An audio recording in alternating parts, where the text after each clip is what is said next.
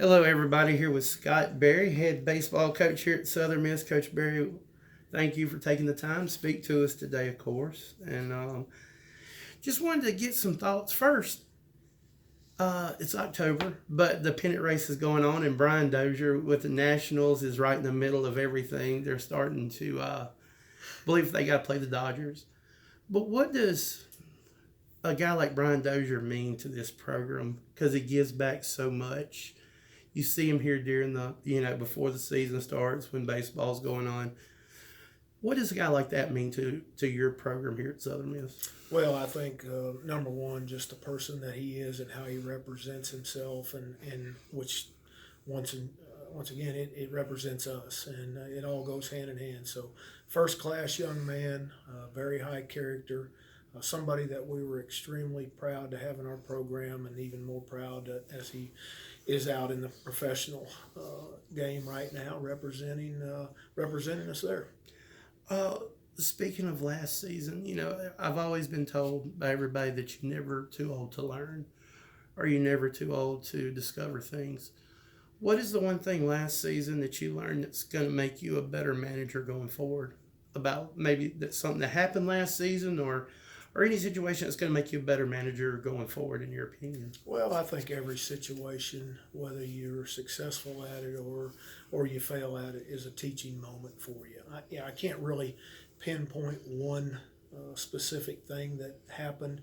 I think there's a lot of times as decisions are made, you make those based on how well you know your personnel and their ability to execute the situations that you ask them to. Certainly, the guys that are coming back from that team last year, I have a better understanding of how they handled those situations and what to expect moving forward into this year in anticipating to using them in those situations again or different ones. Also, I remember us talking last season, and it was really hard on you guys because of practice, because of all the rain, the field situation that you couldn't practice, which carries us over kind of into this year with fall ball. You're still on the grass, but coming up pretty soon, y'all are going to be, making a transition to turf on the field. Can you talk about that and what kind of benefits that's going to bring for your program? Well, certainly last year was a challenge being able to get on the field with all the rain that we had. It was abnormally large amount and day after day that really just kept us off from the field and utilizing it for development of our team, both individual and as a team. So, this year, this fall, it's been just the opposite. We can't get any rain, and it's been so hot out there. But I'll tell you, our guys have really responded. They haven't backed off a bit because of the heat and the workload that we've put on them, both by the weight room and what we're doing in there, as well as on the field at practice. So the turf project will get going October 28th, and we're extremely excited about that because it's going to be a game changer for us. It's going to take, for the most part, that element of wet weather away, and really just keep us on the field. There's one thing in life you and I and everybody else can't ever get back, and that's time. And when it goes, it's gone. It won't come back. Well, from a practice standpoint or a play standpoint, when we lose a day on that field, we'll never get that day back. So having synthetic grass is going to enable us to be more consistent of being able to get out there and continue to develop these guys in our team like we want to.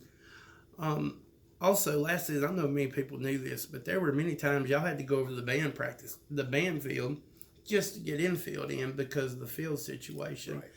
Started off slow last year. How much do you think that played into the slow start for Southern Miss? Although in the second half you got hot and it was great, but that slow start, do those two correlate? Well, we don't ever like to use any kind of excuses or draw attention to something that we think might be something that caused a situation. But certainly not being able to get on that field, I felt like developed the inconsistency of where we wanted to be as a team as we approached the season opener. We have indoor cages down there, but that's all you can do. You can only go in there and hit. So we did utilize Pride Field at times over there.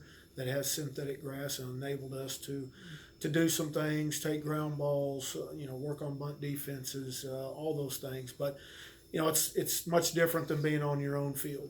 I think also looking back at that slow start, we had some injuries that were kind of crucial to us at that time. Gave some other guys opportunities to step up and really let us to evaluate them in game situations. So all in all, it played out. It played out pretty well. It was a slow start, but hats off to our guys as they finished strong down the stretch. Once again, looking towards forward to this team, I've kind of noticed maybe a little different in the aspect of, is this team going to be more of a small ball team because of the pitching you have returning, some of the new guys you got coming in, maybe a little different than what you've seen from Southern Miss in the past. You've had guys like Waldner that could just crush the ball, Slater. You've had guys that really, and not saying you don't have any that's going to hit, but it just seems like it's the pitching that y'all are developing now. It's kind of a turn away from maybe what people have seen in the past. Am I reading into that correctly? No, I think you're right. Certainly it is going to be a different offensive makeup. The blueprint's going to be different than what we've seen in the past with this club and with our program. We've last 3 or 4 years we've hit some home runs and we've had the personnel that's able to do that. Those guys have graduated and left. Some of them on early terms, meaning opted to leave out here. Wallner last year left, early his junior year. So, but those are things that we deal with every day in the world of baseball and college baseball. So, I think of the 64 home runs that we hit last year, I think 48 of them are gone. So we don't return a lot. You got Guidry and Montenegro that have the bulk of that's what's returning. So, yeah, we've been working some different things this year offensively and how we're going to approach the game with this team, and we're trying to find out who can do the little things that we need to do to win. Certainly I think you'll see more hit and runs out of us. We're going to have to rely heavily on pitching and defense to help limit the opposition to the runs, because I just don't think you're going to see 10 runs a game or an average of 8 or 9 like we have been over these past few years. But that's fine. That's the challenge that we have right now, and that's the challenge we're working on this fall.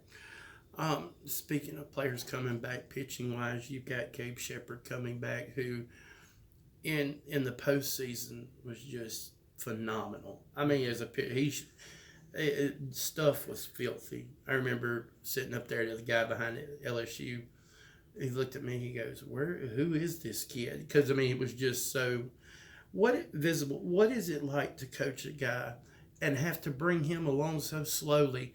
And last season, have to keep the reins on him. How hard is that as a coach? Because he's the type of guy, he wants the ball, he wants to get out there, but you had to bring him along slowly. How hard was that? It was very hard, honestly, because he's highly competitive. He's a high energy guy. He wants to be out there competing.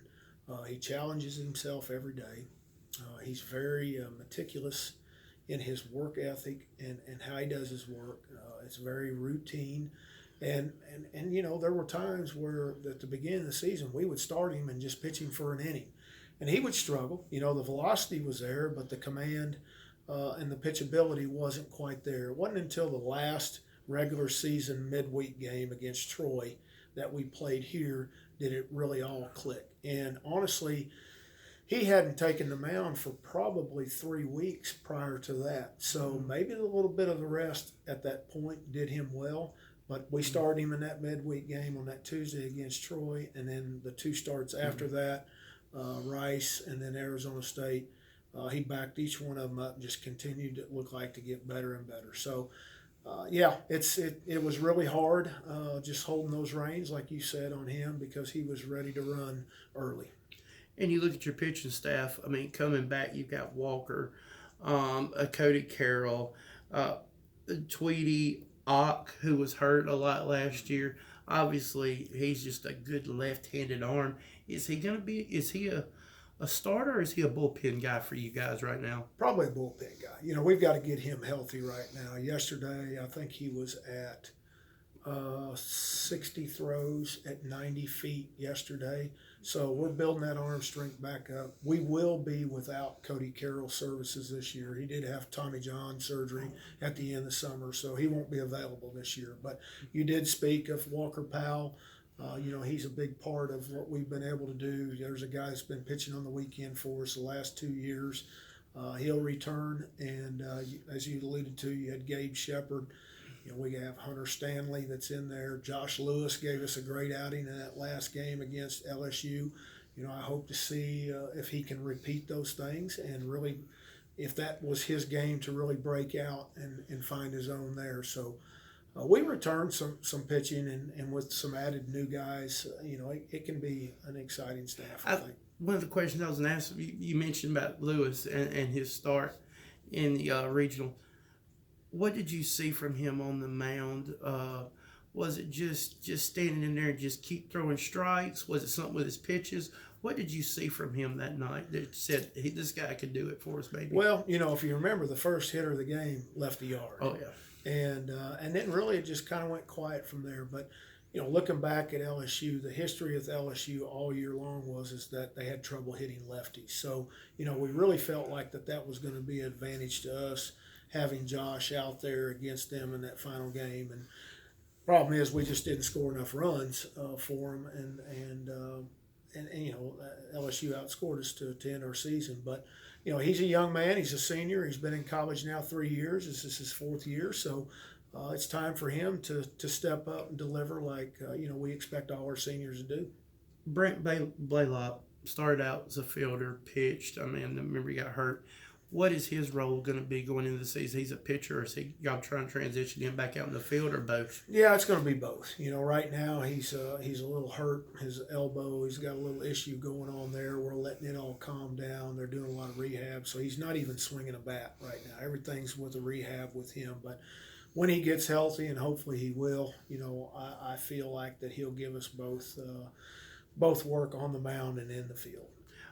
When you're looking at some of the guys, of course, Gabe returns. Everybody loves Gabe just because of the type of person he is and how he plays the game so 100%. When you look at the group that you have coming in, some of these young guys, once you go through this list, you got Garrity, Dickerson from West Jones. Those guys, are you looking for them to come in and immediately make an impact, or can you see them playing a lot of time early?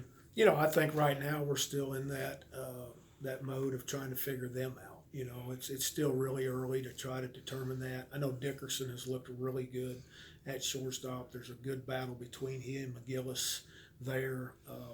The other freshmen are still working their way through and learning that on the job, in all honesty. So that's what the fall's for, is just trying to determine how these guys are going to fit in and how much they progress in their game and develop and moving forward to being able to help us as freshmen. You talked Dickerson. How much is it kind of nice to have a kid on your team who has those immediate connections to Major League Baseball with his dad? Right. Do you see that as a benefit for your program? Well, probably not, in all honesty. Benefit for him because he's been exposed to the game at a very high level, the highest level there is. So certainly his dad is a great teacher of the game. He's with the Phillies now. He's been with us actually the last 3 days. He flew out today. He's going to manage in Mexico. So Bobby was in and got to spend some time with him. So great baseball mind, and Dustin really follows his dad too. He's got a passion for the game of baseball. He loves to play baseball, and he's got a high IQ for it. Just a few more questions, Coach. We're talking next season. How did you feel? How were you happy with the transition to Adidas? I've had a lot of people want me to ask you this. How was your transition to Adidas from Under Armour did so much for this program? How was the Adidas uniforms? How did you feel this year about that? Oh, it's fine. Whatever they tell us we're going to wear, then we're going to do it. And but Adidas is fine. They've worked with us well, and we appreciate the sponsorship and the relationship that we have with them. Obviously, Under Armour was very good for Southern Miss baseball for 8-9 years as well. So we're excited about the new product and how they service us. Last question. Looking forward, you've got the turf coming in. If you had a crystal ball, you could say after next year, what is the one thing you want to see at Pete Taylor Park that's added? Say after this next season, when the turf goes down, you got a new year. What is the one thing you want to see added to Pete Taylor Park? Well, I think certainly a much needed thing is probably a new scoreboard with video board. I think would really give our fans a better fan experience, I guess, game day experience. And I'd like to see that, and probably from a money standpoint, that's the one that we need to attack. Then later on, possibly a new hitting facility, but that's going to be a very expensive project. That's not going to be anything that we're just going to tear down and build right back the way it looks. We're either going to invest in it big and do it right, or we'll just leave it like it is. So, but I think the scoreboard and video board certainly is something that's attainable and needed in our program, and one that I'll really push as the next facility improvement. Coach Berry, we appreciate you taking the time with us. Best of luck this fall camp, fall ball, and then during the season. We'll talk to you before then. But as always, great to speak with you, and we'll talk to you down the road, sir. My pleasure. Thank you.